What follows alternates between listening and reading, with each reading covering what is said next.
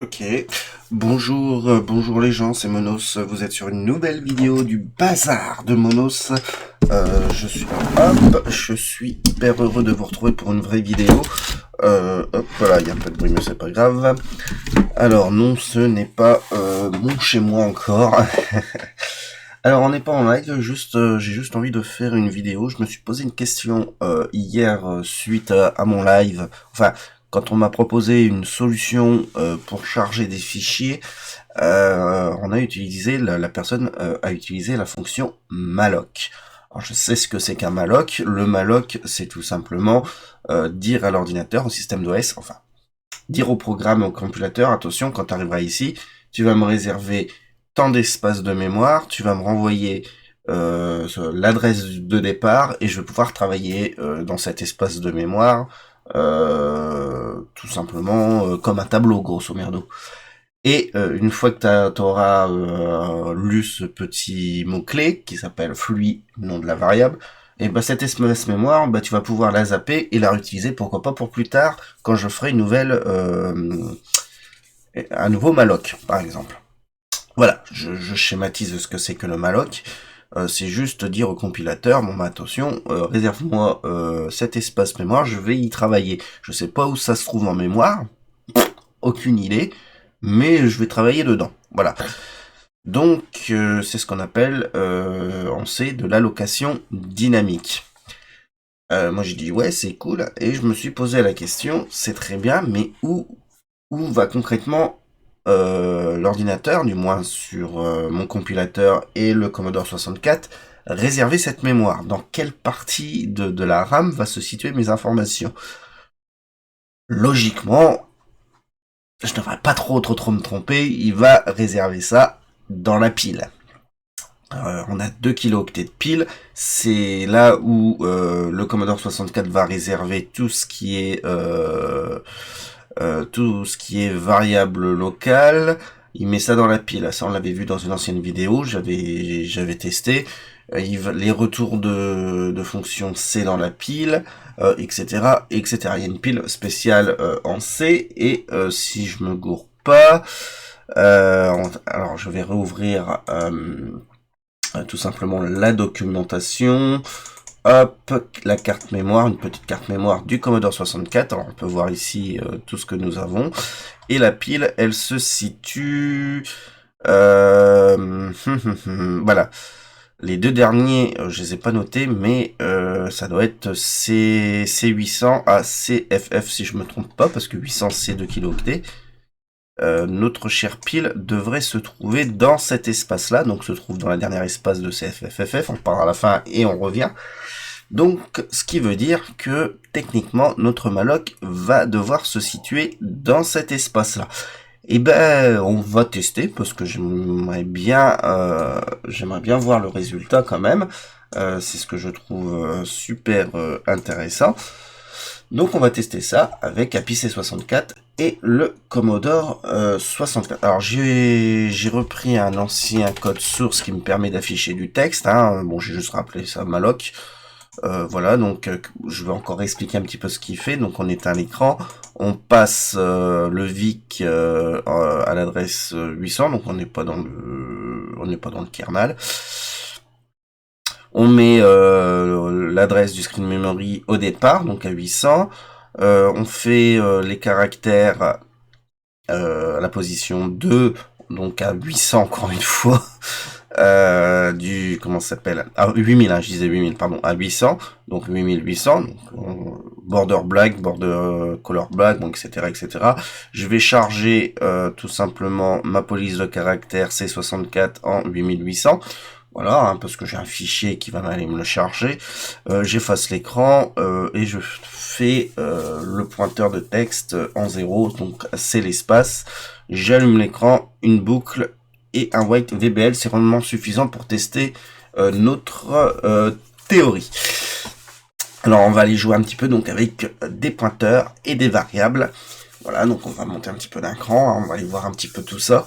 Je tiens aussi à signaler qu'on fait du malloc direct, on va contrôler notre malloc, hein, parce que normalement c'est pas ce qu'on fait, on fait pas ça comme ça. Mais pour notre exemple, on va contrôler manuellement le malloc. Vous allez voir. Alors, première chose à faire, c'est qu'on va appeler, on va devoir appeler une petite librairie C qui est la stdlib. Voilà. Donc, on a appelé notre librairie. Et maintenant, on va tout simplement... comment dire? On va charger, on va créer un pointeur. Donc, on va créer un petit pointeur qui va renvoyer des caractères en char, donc tout simplement en byte. Et par exemple, on va l'appeler, parce que nous, ce qui nous intéresse, c'est plutôt l'adresse du malloc que le malloc. Donc, on va appeler l'adresse du malloc. Voilà. Maintenant, ce que nous allons... Ah, il est déjà 6 heures à chaque fois. Donc, maintenant qu'on a appelé l'adresse du malloc, qu'on a déclaré un pointeur, et ben, ce qu'on va faire, c'est qu'on va lui assigner, on va appeler le malloc, et on va demander à l'OS, enfin au compilateur, de nous réserver, par exemple, 10 octets. Encore une fois, dans la vraie vie, on fait pas comme ça dans la vraie programmation. Si on fait de l'allocation dynamique, c'est surtout qu'on ne connaît pas le nombre d'espaces qu'il nous faut. Donc, on calcule la taille, par exemple, d'un tableau, la taille d'une variable, la taille de je sais pas quoi, et on lui envoie tout ça en automatique, et puis c'est l'OS qui se démerde pour ouvrir l'espace voulu. Nous, on va contrôler tout simplement ça, parce que c'est pas le but de cette leçon. Le but de cette leçon, c'est de savoir où va se trouver en mémoire notre malloc. Donc, toujours, on va rentrer donc... avant de rentrer dans le screen on, on va faire notre calcul ici. Alors, ce qu'on va faire, c'est que on va appeler notre malloc et il va falloir mémoriser un pointeur, une adresse. Il va falloir mémoriser l'adresse où se trouve le départ de notre plage mémoire que le compilateur a réservé pour nous. Donc, pour ça, on appelle notre variable adresse malloc. Alors, voilà, donc à l'intérieur de adresse malloc va se trouver tout simplement une adresse. Pardon, est égale, on va caster, parce nous finalement on veut travailler avec des octets. On va caster ça. On va utiliser notre fonction malloc. On va ouvrir et puis on va tout simplement demander par exemple 10 octets. Donc techniquement, si on veut faire du bossé, il faut contrôler que les mallocs se sont bien ouverts, faut contrôler un tas de choses. Nous, on va pas le faire à l'heure actuelle, on va juste y aller à l'arrache. Voilà, donc on a ouvert notre malloc et il faut aussi un petit truc, on va le faire ici. Il faut aussi libérer le malloc à la fin du programme. Sur un PC, c'est super important parce que sinon notre espace mémoire n'est pas libéré pour d'autres programmes normalement. Ça permet aussi de libérer de l'espace et de pouvoir en créer d'autres sans que ça fasse des bouts à bout et que à un moment on expose la mémoire. Bref, c'est super important de libérer notre malloc. Alors, à la fin d'un programme sur un Commodore 64 ou sur une machine 8 bits ou une console rétro, bon, j'ai envie de dire, on s'en branle un peu les couilles, mais moi je le fais, voilà. Donc pour libérer notre mémoire, c'est flux et le nom de la variable, voilà, tout simplement. Ça veut dire que à partir de l'adresse malloc, le compilateur va dire bon je peux réutiliser cet espace mémoire par exemple si on recrée d'autres mallocs, voilà. Ou bien peut-être éviter de grignoter sur potentiellement la pile, parce que moi pour le moment je pense que les valeurs malloc vont sur la pile, ce qui serait logique à mon goût, mais bon la logique est moi. Alors on va aller voir un peu maintenant si notre malloc fonctionne. Alors ce qu'on va faire, oui, on peut le faire ici, on va tester notre malloc, on va tout simplement faire un POC ADR malloc, on va se mettre la valeur 69. Qu'est-ce que ça veut dire tout simplement? Alors on a déjà vu piquer POC. POC ça veut dire injecter une valeur à une adresse voulue. Adresse malloc contient une adresse, tout simplement. Donc on va utiliser le contenu d'adresse malloc pour pouvoir poker. Je sais pas où ça va être poké dans la mémoire, mais on va s'occuper de tout ça. Et on va donc insérer la valeur 69 dans là où pointe l'adresse malloc. Voilà, hein, adresse malloc contient une valeur sur 2 bits, hein, c'est 2 bits, et contient une adresse. Voilà. Donc, ce qu'on va faire, donc du coup, on va vérifier que notre 69 est bien là où nous voulons. Donc c'est très simple, on va utiliser la fonction draw text value. C'est une valeur 8 bits. On va se la positionner en 0, 0. On va aller rechercher le contenu. On va se faire un petit pic ADR malloc. On va aller rechercher donc le contenu de notre case mémoire pointé par l'adresse malloc, par la variable adresse malloc. C'est pas le contenu de adresse malloc qu'on veut voir. C'est tout simplement là, c'est vraiment là où ça pointe. Hein. C'est super important. C'est ce qui est un peu chaud à comprendre, surtout pour les débutants. J'en ferai peut-être un cours là-dessus. On verra bien. Je pense que je ferai un cours là-dessus pour APC64. Je parlerai de tout ça pour la chaîne APC64. Parce que voilà, donc je ferai peut-être des compléments de langage en C. Et on va écrire ça tout simplement en jaune, parce que j'aime bien écrire en jaune tout simplement. Et on va aller tester si en 00 j'ai bien la valeur 69 qui va être tout simplement inscrit. Voilà, donc tac, on va ouvrir le répertoire en cours. Voilà, je vais malloc, donc je vais compiler, pas d'erreur. Donc j'ai encore, je suis en version 1.00 du Makefile parce que j'ai pas mis le nouveau Makefile. On s'en fout un peu les cacahuètes. Ok, et on va lancer la disquette. Ah oui, sur le nouveau APC64, j'ai refait les Makefile et on peut aller taper des cassettes par exemple. Hop, alors on va aller voir si je me plante pas. Et j'ai bien la valeur 69 qui s'affiche ici. Donc c'est nickel, la valeur, voilà, donc c'est vraiment nickel. Ça fonctionne très très bien.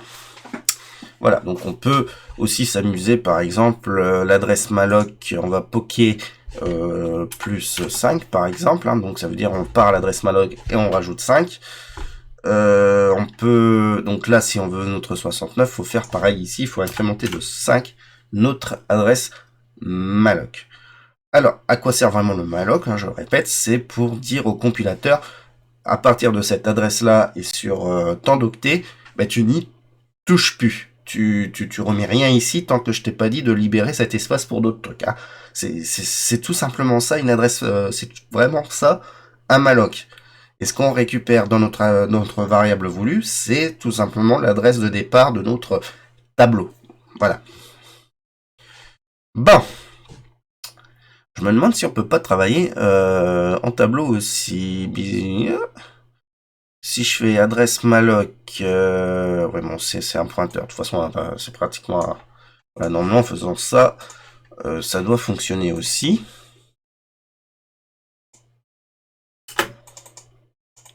Parce qu'on se déplace de 5, de 5 cases dans notre variable. Donc, voilà, encore une fois, j'ai notre adresse 69 qui est bien affichée. Alors, maintenant, ce qui va être important, c'est de savoir, quand je vais compiler et lancer le programme, ce qui va être super important, c'est où se trouve cette valeur 69, où se trouve le départ de adresse malloc.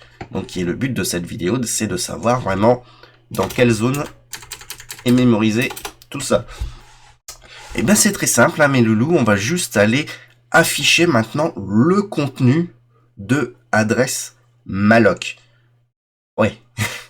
ouais. On va juste le contenu de adresse malloc. Que contient adresse malloc? Et bah, il contient une adresse et on va aller pardon, excusez-moi, et on va aller lire l'adresse. On va aller voir afficher l'adresse. Alors, encore une fois, c'est pas l'adresse où se trouve la variable adresse malloc. C'est son contenu cette fois-ci.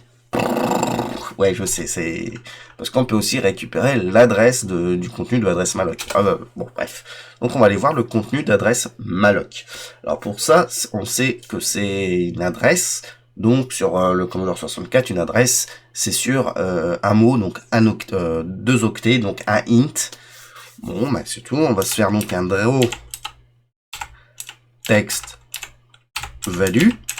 Et cette fois-ci, sur plus sur 8 bits, mais sur 16 bits. On va décaler de 1 notre valeur. Et cette fois-ci, on va pas faire un pic adresse malloc. On s'en fout, on va pas aller récupérer le contenu de adresse malloc, là où se trouve l'adresse, donc on va pas faire un saut, mais on va son contenant. Adresse malloc. Et on va faire toujours en C yellow, parce que la vie en jaune, c'est quand même. Et on va voir où que va-t-il s'afficher. On va aller voir donc que contient adresse malloc. Alors, on va faire un mec. J'ai ARD, d'accord. C'est ADA. Ça arrive. Hop. J'ai pas casté. Pourquoi j'ai pas casté?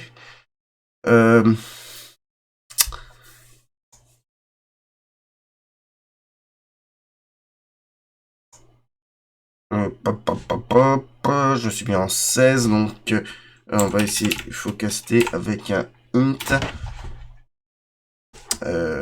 Attends, je ne sais plus comment cast, c'est pas comme ça. Hop.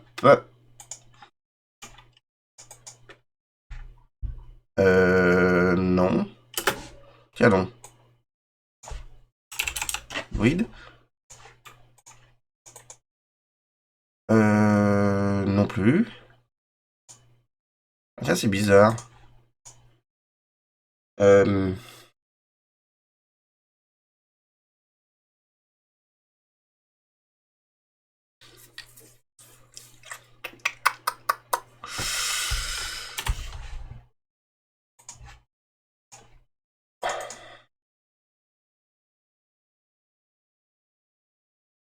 Oui.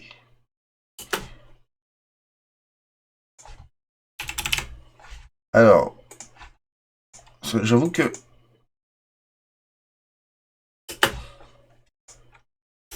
peut-être pas besoin de mettre l'étoile.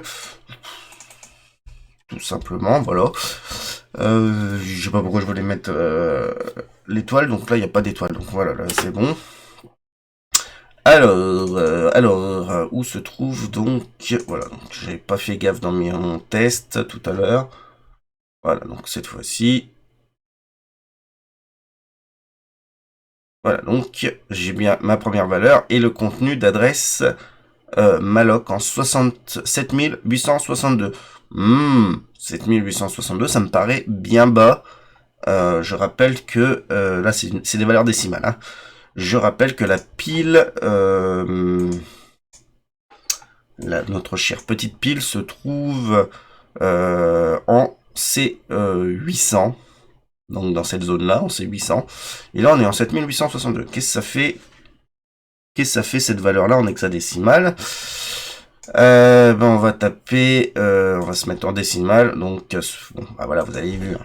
On va se mettre 68 062. On va se mettre en hexadécimal en 1EB1. On est très très loin de notre pile. Et si on regarde un peu la carte mémoire du Commodore 64, on se trouve à peu près par ici, l'espace de chargement de votre programme, ce qui veut dire que vos malloc se met à la fin, tout simplement à la fin de toute votre variable globale, je pense qu'il se met à la fin de vos variables fixes globales, donc ce qui reste de votre programme et pas dans la pile. Voilà, donc on a de l'espace en fonction de ce que vous avez déjà grignoté dans votre programme et en fonction de votre en fonction de vos déplacements de screen memory, voilà, c'est un truc qui est assez fou. Voilà, bon, avant que je fasse le tuto, je le savais, j'avais fait un test juste avant. J'ai été le premier surpris, je pensais vraiment que Maloc allait taper dans la pile, ce qui est tout à fait débile finalement. Je vous le dis, c'est plus logique comme ça. Et non, donc il va se placer juste avant ou juste après tous vos variables globales.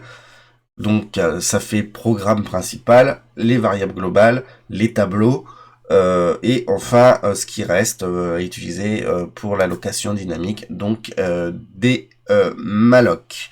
Voilà, donc ça c'est si vous avez un petit plus haut niveau d'organisation de votre programme pour APC64 ou CC65, hein, peu importe, sans utiliser API, on peut faire aussi du Commodore 64 ou autre avec CC65, c'est que donc nos chers malloc n'utilisent pas la pile. Voilà, donc est-ce que c'est utile finalement de faire du malloc? Oui, je pense que oui. On peut réserver comme ça des blocs de mémoire comme des tableaux, hein, mais ce qui est super intéressant avec malloc, dans les gros programmes, dans des programmes ou des zones où on sait qu'on peut décharger, charger, décharger, que de faire des tableaux, ou un gros tableau, on peut peut-être utiliser du malloc, et en fonction des phases de votre jeu, ou je sais pas quoi, on peut décharger la mémoire pour en remettre. Voilà, c'est l'utilité du malloc, et pas que. Voilà.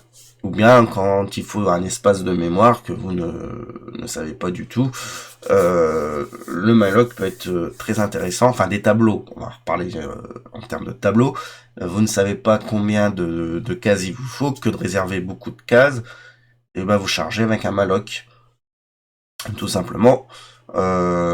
Et ça fonctionne très bien. Vous calculez le nombre de cases. Enfin, il y a des sys-off. On peut calculer le nombre d'octets que va prendre votre suite numérique, votre string ou je sais pas quoi.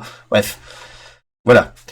Bon, c'était un petit truc sur les malloc. Je suis assez content donc de voir ça. Ça peut être intéressant. Et moi qui pensais que ça allait sur la pile de 2 kilooctets, je me suis dit ça fait pas beaucoup de kilooctets pour un malloc, mais finalement, voilà pourquoi. Utiliser des malloc sur les consoles de jeux vidéo.